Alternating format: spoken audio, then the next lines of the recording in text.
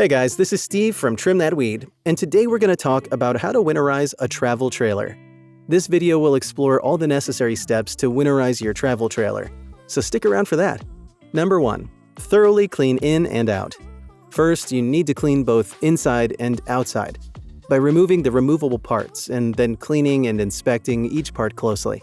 You can remove things like mattresses, sheets, and clothes to ensure that there are zero chances for rodents and pests to infest them. Cleaning the trail track keeps pests away. Also, ensure that you inspect whether there are cracks on your trailer so you can clean it and ensure that they're sealed. Number 2. Switch off batteries and disconnect solar panels. Part of the winterizing process is to ensure that your solar panels and batteries are safe during winter, because most of them can get damaged at low temperatures. So you switch them off. Most travel trailers have switches that you twist, and boom, it's all disconnected and ready for winter. However, if you live where winter temperatures go below zero, you might want to consider taking all your batteries inside. Number 3. Thoroughly clean wastewater tanks. Next, you should clean and drain waste tanks to prevent molds from growing inside. It's easier for travel trailers with a flush. You let the dirty water out until you can see clean water coming through your water hose. For travel trailers that don't have a flush, you have to do all the dirty work and connect a hose to your toilet. Number 4. Drain freshwater tanks. Also, remember to drain the freshwater tanks.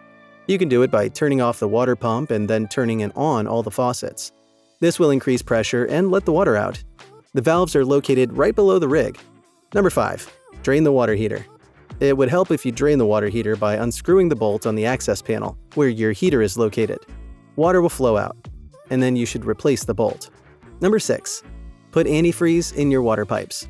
You can pump your RV antifreeze in water pipes to replace water and keep your pipes from damaging and freezing. Number 7. Store your trailer safely and appropriately. Lastly, you must store it in a safe place where ice and water can't get onto the trailer to help avoid potential damage. Storing it in a garage or any other indoor space is ideal. So there you go. You have 7 steps to winterize your travel trailer to keep it safe. Do you have any comments or questions?